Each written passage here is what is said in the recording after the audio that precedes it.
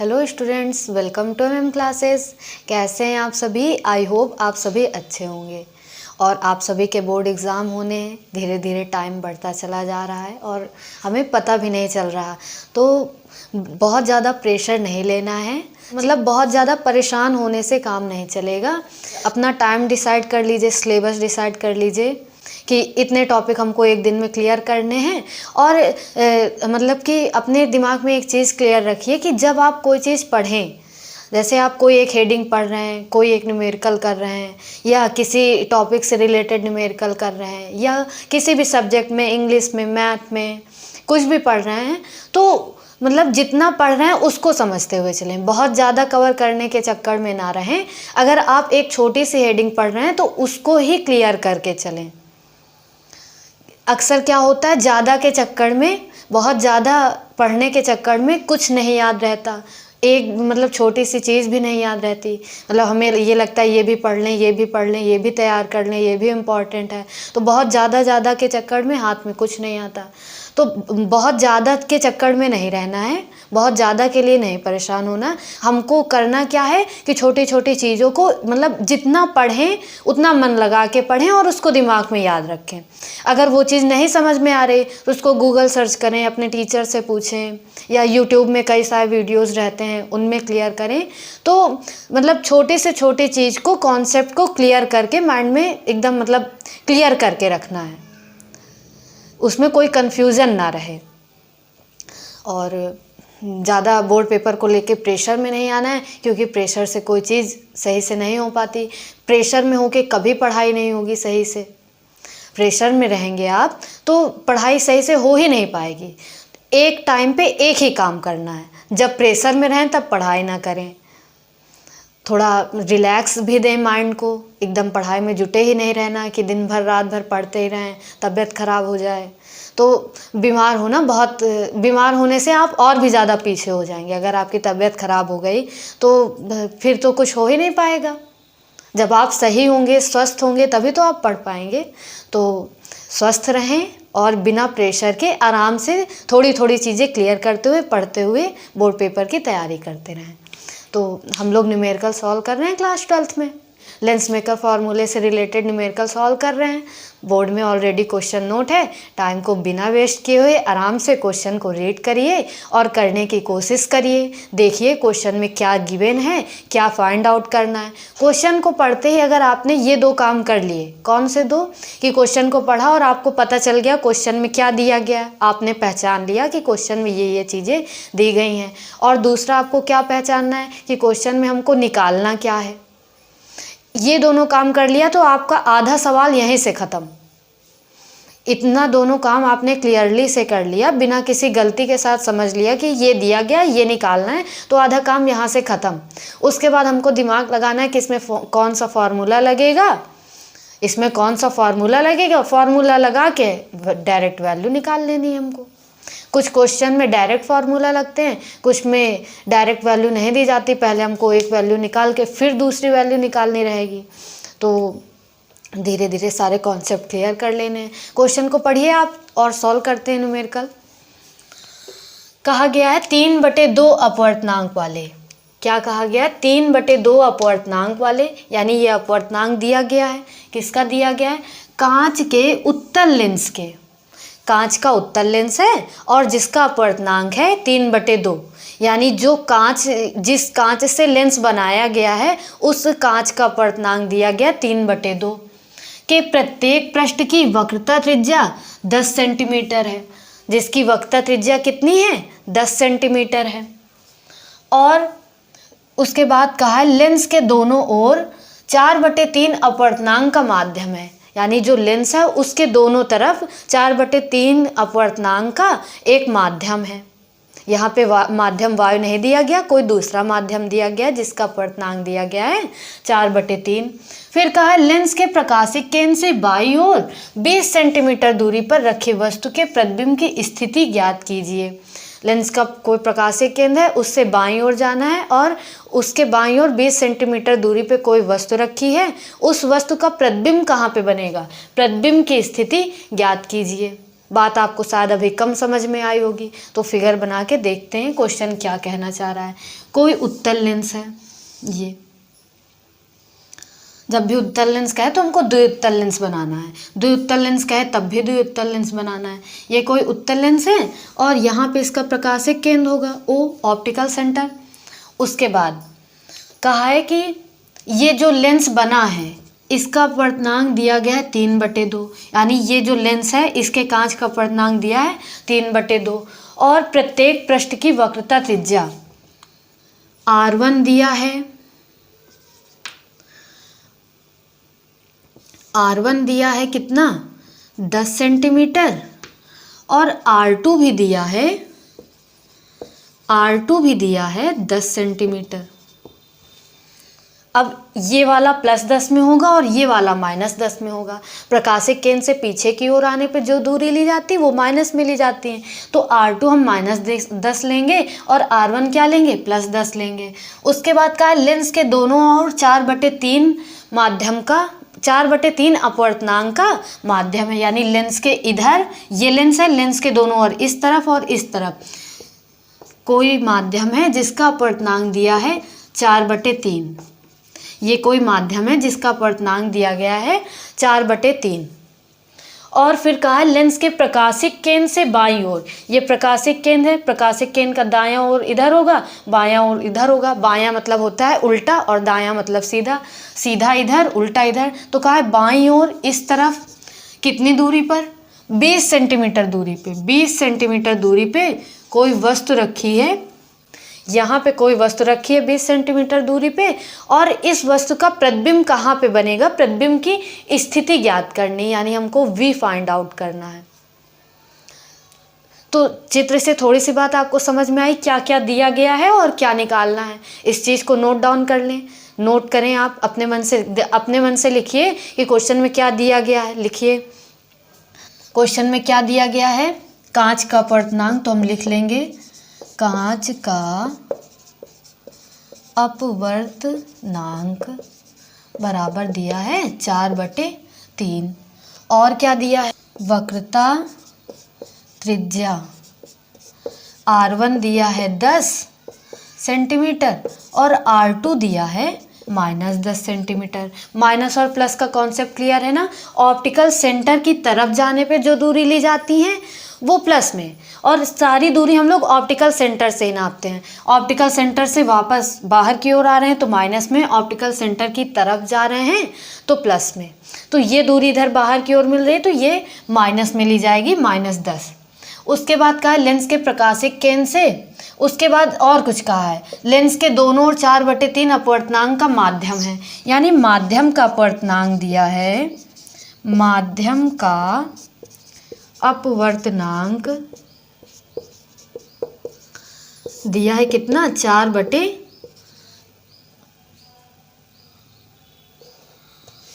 कांच का अपवर्तनांक यहाँ पे 3/2 दिया है, यहाँ पे हमने गलत लिख दिया है। कांच का अपवर्तनांक कितना दिया है 3/2, सही बोला था, लिखने में गलती हो गई। कांच का अपवर्तनांक दिया गया 3/2 और 4/3 क्या है माध्यम का अपवर्तनांक है, बोला सही गया था, लिखने में गलती हो गई। कांच का अपवर्तनांक कितना दिया है 3/2 और माध्यम का अपवर्तनांक दिया है 4/3। उसके बाद क्या कहा है कि प्रकाशिक केंद्र से बाईं ओर 20 सेंटीमीटर दूरी पर कोई वस्तु रखी, यानी वस्तु की दूरी को काहे से इंडिकेट करते हैं बताइए आप, U से इंडिकेट करते हैं। U दिया गया है -20 सेंटीमीटर। ये दूरी भी तो प्रकाशिक केंद्र से बाहर की ओर आने पे ली जा रही है तो ये भी माइनस में ली जाएगी, तो हम लेंगे -20 सेंटीमीटर, -20 ले लिया। उसके बाद हमको निकालना है प्रतिबिंब की स्थिति, यानी हमको क्या निकालना है V निकालना है। V निकालने के लिए U दिया गया है, V हमको निकालना है। V निकालने के कितने तरीके होते हैं, V निकालने के या तो हम मैग्नीफिकेशन से निकालें, आवर्धन क्षमता से, m बराबर -v/u, लेकिन यहाँ पे आवर्धन क्षमता दिया नहीं गया तो वो फार्मूला हमारे लिए बेकार है, वो हम नहीं लगाएंगे। उसके बाद V कैसे निकाल सकते हैं, लेंस फार्मूले से 1/f = 1/v - 1/u होता है।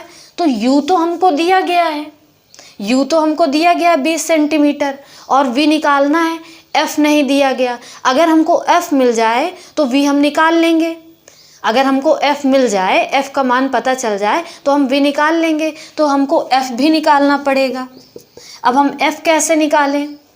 f निकालने के लिए यहाँ पे r1 r2 की वैल्यू दी गई है, अपवर्तनांक दिया गया है, तो यहाँ पे हम लेंस मेकर फार्मूले से f निकाल लेंगे। लेंस मेकर फार्मूला क्या होता है? 1/f equal to NL/NM -1 bracket में 1/R1 - 1/R2। अब तक तो ये आप सभी को याद हो गया होगा। NL क्या है? लेंस का अपवर्तनांक। NM क्या है? माध्यम का अपवर्तनांक। R1 पहली वक्ता त्रिज्या और R2 दूसरी वक्ता त्रिज्या।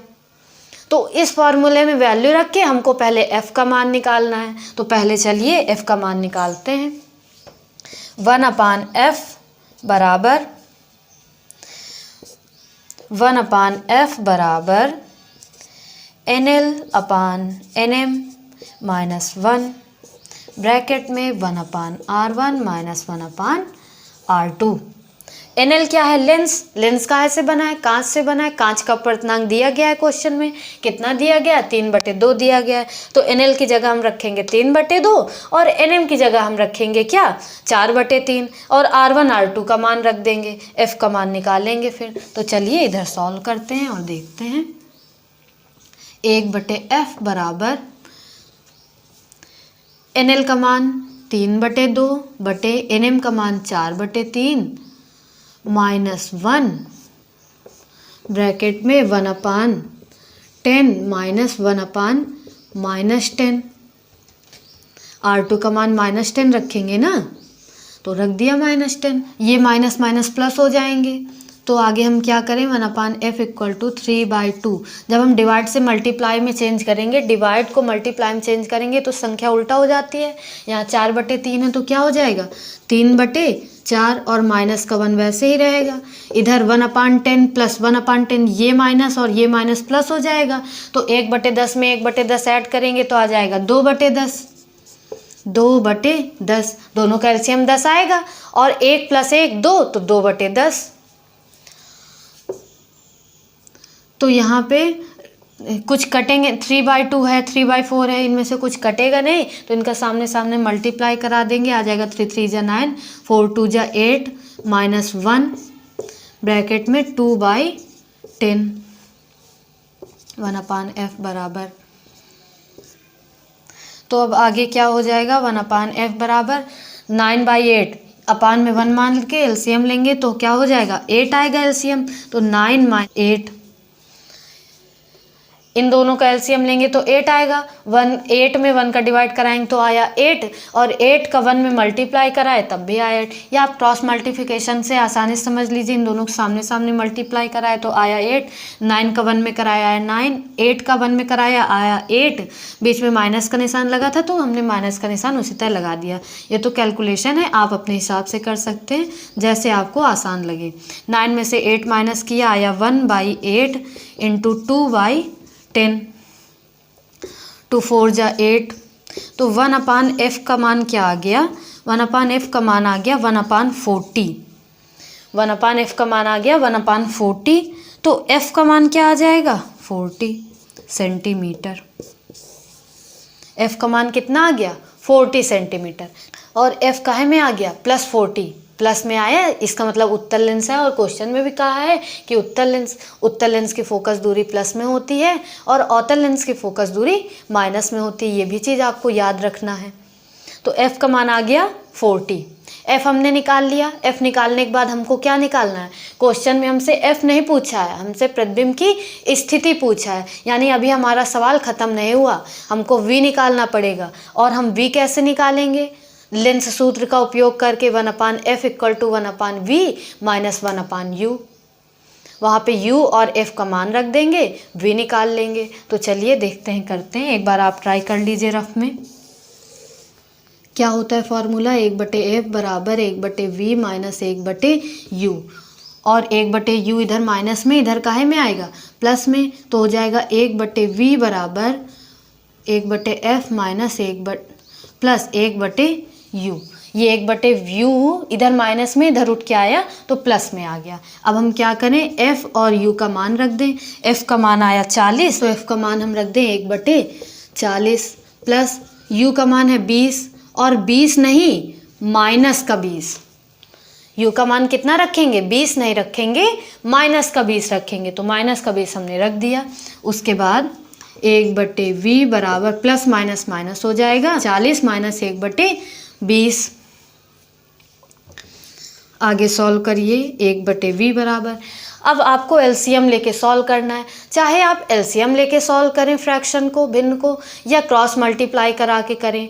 अगर आप एलसीएम अच्छे से आता है, एलसीएम से आप कर लेते हैं तो उस तय करिए, नहीं तो क्रॉस मल्टीप्लाई कराइए। दोनों मेथड हमने आपको बताए हैं। तो इनका एलसीएम लेंगे, क्या आ जाएगा, 40 से 40 कट जाएगा, आएगा 1 लिख दिया, माइनस 40 को 20 से डिवाइड कराएंगे तो आएगा 2 का 1 में मल्टीप्लाई कराएंगे तो आएगा 2 1 जा 2। तो 1/v बराबर 2 में से 1 माइनस किया, आया 1, वो भी माइनस का 1/40। 1/v का मान -1/40, तो v का मान आ जाएगा -40। v का मान आ जाएगा -40 सेंटीमीटर। v का मान हमने निकाल लिया, कितना आ गया, -40 सेंटीमीटर। यानी जो प्रतिबिंब होगा वो 40 सेंटीमीटर दूरी पे बनेगा। बात समझ गए? अब सवाल में क्या दिया गया था? सवाल में डायरेक्ट फोकल लेंथ नहीं दी गई थी, लेकिन फोकल लेंथ का यूज करना था हमको। क्वेश्चन आपसे डायरेक्टली नहीं पूछा गया, क्वेश्चन में आपको थोड़ा सा घुमाया गया। क्या घुमाया गया? क्वेश्चन में f नहीं दिया और v पूछा, कहा ना प्रतिबिंब की स्थिति ज्ञात कीजिए, तो प्रतिबिंब की स्थिति पूछा है, लेकिन हमको डायरेक्टली फोकस दूरी नहीं दिया है। तो इसी तरह के क्वेश्चन पूछे जाएंगे और ये इंपॉर्टेंट क्वेश्चन है, बोर्ड पेपर में पूछा गया है। एक बार सवाल को देख लीजिए। इस सवाल में क्या करना था? सवाल में कांच का अपर्तनांक दिया गया 3/2, वक्रता त्रिज्या दी गई है 10 R1 होगी +10 और R2 होगी -10। माध्यम का अपर्तनांक दिया गया है 4/3, और क्या दिया गया है, और वस्तु की दूरी दी गई है 20 सेंटीमीटर। बाईं ओर कहा है, इसलिए हमने -20 रखा है। -20 इधर आएगा, बाईं ओर इधर आएगा, तो हमने -20 रखा है। और क्या दिया गया है, बस वस्तु की दूरी दी गई है। और फिर हमसे पूछा है प्रतिबिंब की स्थिति निकालिए। प्रतिबिंब की स्थिति v का मान निकालने के लिए हमको केवल एक फार्मूला पता है, 1/f बराबर 1/v माइनस 1/u। तो u तो दिया गया है, f नहीं दिया गया है, तो हमको f निकालना पड़ेगा पहले। f हम कैसे निकालेंगे? लेंस मेकर फार्मूले से निकालेंगे। तो हमने सबसे पहले लेंस मेकर फार्मूला लगाया, 1/f बराबर NL/NM -1 1/R1 -1/R2। NL क्या है? लेंस का अपर्तनांक। लेंस काहे से बना है? कांच से, तो NL की जगह हम रखेंगे कांच का अपर्तनांक। कांच का अपर्तनांक कहाँ है? 3/2, तो कांच के अपर्तनांक की जगह हमने रख दिया 3/2। NM कहाँ है? NM कितना है? माध्यम का अपर्तनांक। माध्यम का अपर्तनांक दिया गया है 4/3, तो NM की जगह हमने रख दिया 4/3। और -1 उसी तरह, R1 का मान 10, R2 का मान -10। माइनस माइनस प्लस हो जाएगा, 1/10 में 1/10 ऐड करेंगे तो हो जाएगा 2/10। 2/10 लिख दिया। 3/2, ये डिवाइड का सिंबल था, मल्टीप्लाई में चेंज किया तो संख्या उल्टी हो गई, 4/3 था तो 3/4 हो गया। -1 उसी तरह इनका सामने सामने मल्टीप्लाई करा दिया, 3 3 जा 9, 4 2 जा 8। उसके बाद 9/8 से 1 माइनस किया, ये यहाँ पे 9 - 8/8, इनका सामने गुणा कराया आया 8, फिर क्रॉस मल्टीप्लाई कराया इंटू 2/10। 8 से 2 से 8 कट जाएगा, 2 4 जा 8, 9 में से 8 माइनस किया आया 1, 4 और 10, 4 में 10 का मल्टीप्लाई कराए आया 40, तो 1/f का मान आ गया 1/40। 1/f का मान आया 1/40, तो f का मान आ गया 40। भाई 1/f को उल्टा किए तो आया f, 1/40 को उल्टा किए तो आ गया 40। f आ गया 40 सेंटीमीटर। उसके बाद हम सीधे से लेंस सूत्र लगा देंगे, 1/f बराबर 1/v माइनस 1/u, जो हमने इधर लगाया है। और v हमको निकालना है, v एक तरफ किया, बाकी u उधर माइनस में था, u यहाँ पे माइनस में था, इधर भेज दिया प्लस में आ गया। u और f और u की वैल्यू रख दी, 40 और -20, दोनों भिन्नों को सॉल्व करके प्लस माइनस माइनस हो गया तो हमने घटा दिया, घटा करके v का मान निकाल लिया, v का मान आया -40। इस तरह के सवाल अब आप कर लेंगे, इस तरह के क्वेश्चन आप करिए, अपनी बुक में देखिए, लेंस मेकर फार्मूले से रिलेटेड जो न्यूमेरिकल हैं उनको करने की कोशिश कीजिए। आपको क्या नहीं आ रहा है, कहाँ पे गलती हो रही, कैलकुलेशन नहीं आ रहा, कि कॉन्सेप्ट नहीं समझ में आया, तो उसमें फोकस करिए, अपनी कमी को ढूंढिए और उसमें काम करिए, सुधार करिए। अपने टीचर से हेल्प लीजिए, जहाँ पे मेरी हेल्प की ज़रूरत हो मुझे बताएं, मैं भी ज़रूर मदद करूँगी आपकी। तो यहाँ तक की बात आप सभी को समझ में आई।